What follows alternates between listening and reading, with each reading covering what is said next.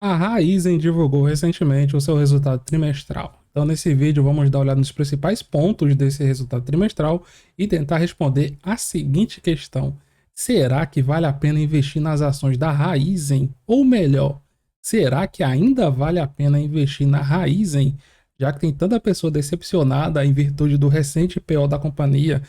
Mas antes de falar da Raizen, jovens, vou fazer aqui os convites. Se você não é inscrito ainda, se inscreve aí para ficar por dentro de todas as novidades do canal Holder Iniciante. Fica também o convite para dar uma olhada nos demais vídeos e nas playlists aqui do canal. E se você ainda não é um membro, se torne membro e ajude o jovem aqui. Então dê aquela moral extra. Então, jovens, vamos lá dar uma olhada aqui nos principais pontos do último resultado. O que nós temos que destacar aqui logo de cara? Foi um resultado operacional recorde. A companhia bateu aqui vários recordes. Inclusive, temos aqui um texto importante. Esse vai ser o primeiro resultado trimestral com a integração das operações da Biosev. E também vai ser o primeiro após o lançamento das ações na Bolsa de Valores, que foi realizado em agosto. Então aqui vamos dar uma olhada para os destaques. Na parte de renováveis, que é a parte que pega aqui geração de energia, álcool, tivemos aqui um EBITDA ajustado de 1 bilhão e 800 milhões, resultado da melhor precificação da bioenergia, principalmente do etanol. Na parte de açúcar, um EBITDA ajustado de 600 milhões de reais, em virtude aqui do preço excelente do açúcar, e na parte de marketing e serviços, que são os postos e as redes de conveniências, um EBITDA de mais de 900 milhões, em virtude da retomada do aumento do consumo de combustíveis no Brasil e na Argentina. Daqui a pouco vamos ver de forma mais detalhada cada um desses setores. Mas aqui vamos nos concentrar nos principais indicadores da companhia. Lembrando que aqui você vai ver sempre assim, segundo trimestre 21-22. Por quê? Porque é o segundo trimestre da safra 2021-2022. É o que equivale para a maioria, quer dizer, para outras ações que não são do setor agrícola, ao terceiro trimestre de 2021, certo? Então vamos olhar aqui, receita operacional. O que é importante nós olharmos aqui é decorar o número, que foi 48 bilhões, 910 milhões. Não. É nós observarmos o seguinte, melhorou ou piorou em relação aos períodos anteriores. Em relação ao mesmo trimestre do ano passado, tivemos um aumento na receita de 59%. E no comparativo semestral, tivemos um aumento de 67%. Então, muito bom. E aqui o EBITDA ajustado, em média o resultado operacional da companhia, ou seja, a capacidade dela de gerar resultado com as suas atividades, aumento de 19% no resultado trimestral. E no semestral, ou seja, comparando o primeiro semestre da safra 2021-2022 com o primeiro semestre da safra 2020-2021, tivemos aqui um aumento de 71%, jovens. Então, muito bom.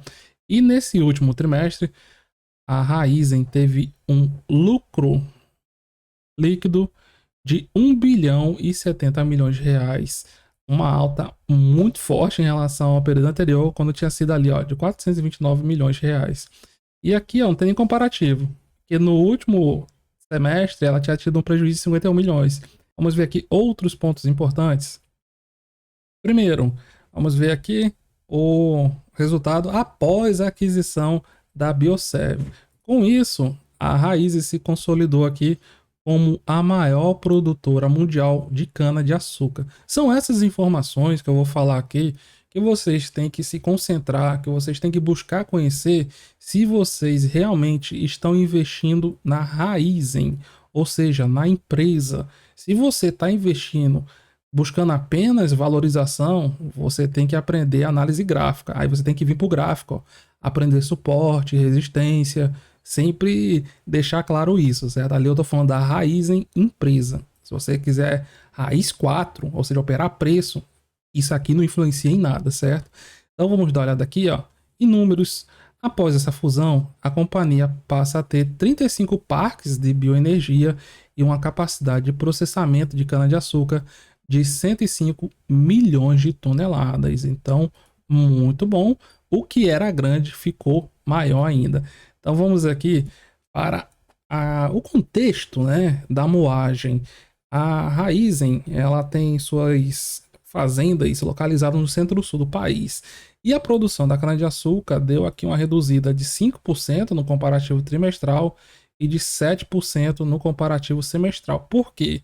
Porque tivemos aqui o clima agindo, forte impacto aqui do clima com secas, geadas e queimadas. Então o clima aí dando o ar da sua graça, fala, olha, eu estou aqui. E a queda da produtividade, ela foi compensada também pelo aumento dos produtos, né? Pelo aumento do consumo. Então teve aí esse contexto, ó. Subiu o preço e caiu a produção, né? Agora imagine se tivesse caído a produção e caído o preço. Então lembrar, esses setores de commodities são setores cíclicos, certo? Aqui deu certo. Agora para você investir em empresa desse setor, você tem que ter noção disso. Vão ter altos e baixos. E também a safra foi antecipada, já que quebrou a safra, né? Tinha menos coisa para colher. Eu falo, opa, vamos adiantar aqui a colheita. E aqui, ó, em relação aos parques de bioenergia da Raízen, elas processaram aqui, ó, 37 milhões de toneladas, uma queda de 5% no trimestre, e no semestre, primeiro semestre 21-22, 68 milhões e meio de toneladas, uma queda de 6% em relação ao mesmo período do ano anterior. E a queda aqui na produção só não foi maior porque a companhia investe continuamente em produtividade e eficiência agrícola, ou seja, fazer mais com menos. E agora vamos dar uma olhada aqui no EBITDA.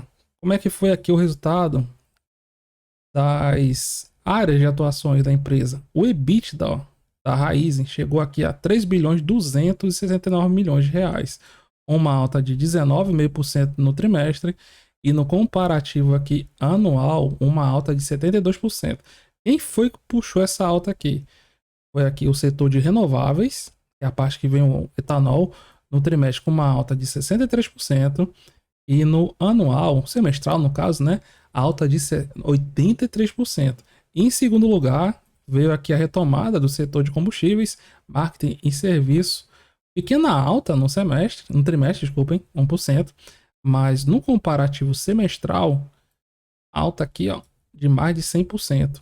E aqui a parte de renováveis foi impactada pelo menor consumo, menor volume, né, vendido, e a parte também aqui dos maiores preços, como eu disse anteriormente, destacando a questão dos contratos, ó, do etanol de segunda geração, que eu já abordei aqui nos últimos vídeos, é aquele etanol que é extraído das folhas, né, da cana-de-açúcar, contratos de bioenergia, biometano e geração distribuída, conforme nós fomos fazendo a atualização aqui ao longo do último trimestre.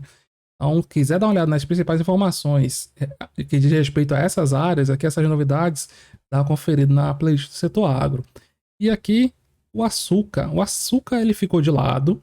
Nesse semestre, a companhia deu prioridade para o etanol. Então, também teve aqui uma redução na produção de açúcar, mas em compensação, o preço, ó, deu uma subida de 43%.